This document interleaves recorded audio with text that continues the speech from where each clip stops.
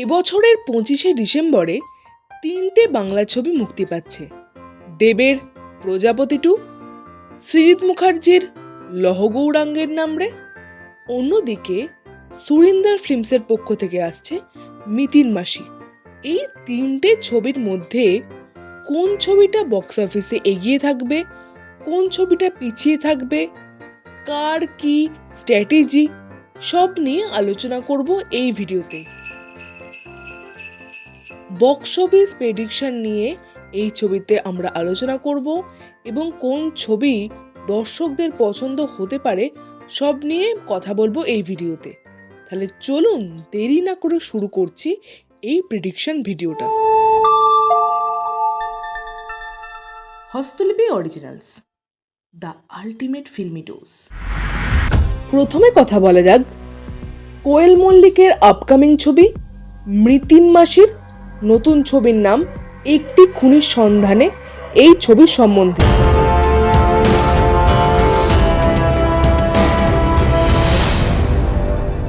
এই ছবিতে অভিনয় করছেন কোয়েল মল্লিক নিজে অ্যাজ মিতিন মাসি এবং আরও বেশ কিছু মানুষ আছেন যারা সাপোর্টিং কাস্টে আছে।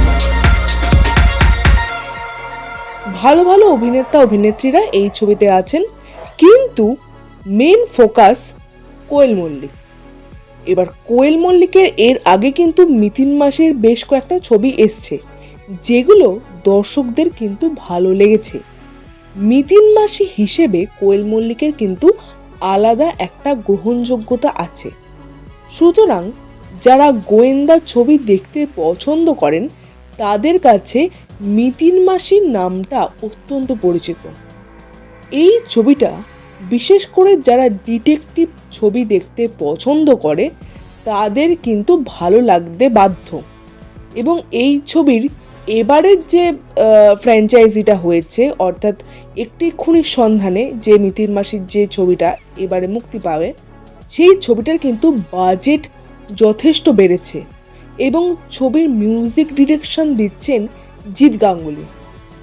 ছবিতে কিন্তু একটা মাস আপিল আছে যেটা পোস্টার দেখে বুঝতে পারা গেছিল এবং টিজারেও সামান্য কিছু বুঝতে পারা গেছে ঝলক দেখে। তো এই ছবিটা কিন্তু মাসফুলি তৈরি করা হয়েছে এবং অ্যাকশনও শুনেছি থাকবে এই ছবির মধ্যে। তো একটা ডিটেকটিভ এবং মাস আপিল যেহেতু থাকবে ছবির মধ্যে, তাই ইয়ং অডিয়েন্সকে কিন্তু ক্যাটার করতে পারে এই ছবিটা। এছাড়াও ফ্যামিলি দর্শক তো থাকবেই। তো এই ছবিটা কিন্তু যথেষ্ট পোটেনশিয়াল আছে বক্স অফিসে ভালো নাম্বারস তৈরি করতে। তো মিতিন মাসির ছবিটাকে কিন্তু খুব একটা দুর্বল ভাবার কোনো কারণ নেই। আর যেহেতু সুরিন্দর ফিল্মসের ছবি, এই ছবিটা কিন্তু ভালো রকম শো পাবে হলে। তো দেখা যাক ছবিটার আসল নাম্বার কি দাঁড়ায়, এই ছবিটা কত শো পায় সেটা নিয়ে আমরা পরবর্তীতে ভিডিওতে কথা বলবো। তবে এই ছিল মিতিন মাসি অর্থাৎ একটি খুনির সন্ধানে এই ছবিটার বিষয়ে আমার ধারণা। সৃজিত মুখার্জির পরিচালনায় আসছে নতুন ছবি লহ গৌরাঙ্গের নামরে, যে ছবিতে দেখা যাবে শুভশ্রী গাঙ্গুলিকে এবং যিশু সেনগুপ্তকে। এই ছবিটা অন্যতম ব্ল্যাক হর্স 25শে ডিসেম্বরের সিরিজের মধ্যে। এই ছবিতে এই দুজন অভিনেতা অভিনেত্রী ছাড়াও আরও বড় বড় অভিনেতাদের দেখা যাবে। ছবির আসল বিষয়বস্তু হল চৈতন্যদেব অর্থাৎ সকলের মহাপ্রভু। এই ছবিটা যেহেতু বাঙালি সেন্টিমেন্টকে ক্যাটার করে তৈরি করা হচ্ছে, তাই বাঙালি দর্শক দেখতে বাধ্য। বাঙালি লেজেন্ডকে নিয়ে যেহেতু তৈরি করা হচ্ছে ছবিটা, দর্শকদের ইমোশনসকেও অত্যন্ত গুরুত্ব দেয়া হবে বলে আমার মনে হয়। এছাড়াও ছবির কো প্রডিউসার হিসেবে থাকছে এসভিএফ, তাই এসভিএফ সিনেমাস চেনে এই ছবিটা যে বেশি শো পাবে সেটা বলার অপেক্ষা রাখে না। সেই দিক থেকেও এই ছবিটা অ্যাডভান্টেজ পাচ্ছে। অন্যদিকে বাঙালি দর্শক তো দেখতে যাবেই, এছাড়াও সৃজিত মুখার্জির নিজস্ব দর্শক আছে, তাই সেই দর্শকও আসবে এই ছবিটা দেখতে, সেটাই স্বাভাবিক।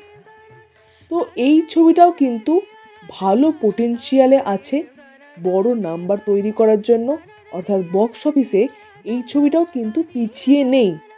সৃজিত মুখার্জি, যিশু সেনগুপ্ত, শুভশ্রী গাঙ্গুলি, বাঙালি সেন্টিমেন্ট, SVF এর কো প্রোডাকশন, সব মিলিয়ে এই ছবিটা কিন্তু যথেষ্ট ভালো পারফর্ম করতে পারে বক্স অফিসে। এই বিষয়ে আপনাদের কি বক্তব্য কমেন্টে জানান।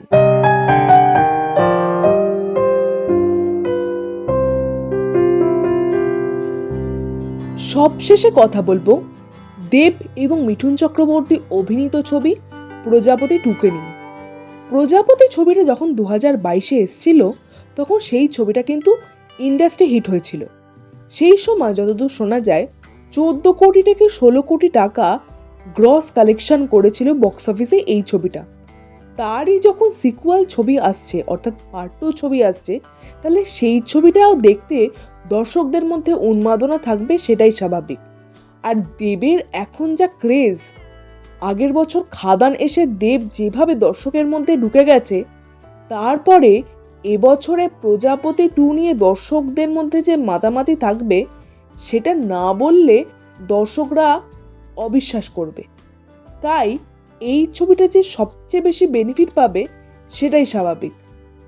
এছাড়াও বাবা মেয়ের একটা সেন্টিমেন্ট আছে এই ছবির মধ্যে, ফ্যামিলি ড্রামা ছবি, মিঠুন চক্রবর্তীর অসাধারণ পারফরমেন্স, জিৎ গাঙ্গুলির মাস আপিল করা গান, ব্যাকগ্রাউন্ড মিউজিক এবং যে সকল কন্টেন্ট এসছে, সেগুলো কিন্তু দর্শকদের যথেষ্ট মন কেড়েছে। এই ছবিটা 3টে ছবির মধ্যে বেশি এগিয়ে থাকবে, সেটাই স্বাভাবিক।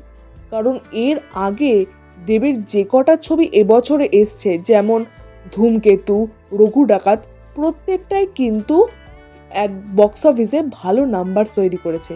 তাই এই ছবিটাও যে পিছিয়ে থাকবে না, সেটাই স্বাভাবিক। তো এই ছিল 2025-এর 25শে ডিসেম্বরে যে 3টে ছবি আসবে, সেই নিয়ে আমার প্রেডিকশন। আপনাদের কি বক্তব্য অবশ্যই কমেন্টে লিখে জানাবেন। আপনাদের মতে কোন ছবিটা এগিয়ে থাকবে, কোন ছবিটা পিছিয়ে থাকবে, অবশ্যই কমেন্টে লিখে জানান। আর আমাদের এই ভিডিওটা লাইক করতে মিস করবেন না। এই ধরনের ভিডিও আমাদের চ্যানেলে আসে থাকে। পরবর্তী ভিডিও দেখার জন্য আমাদের চ্যানেলটা ফলো করে রাখুন।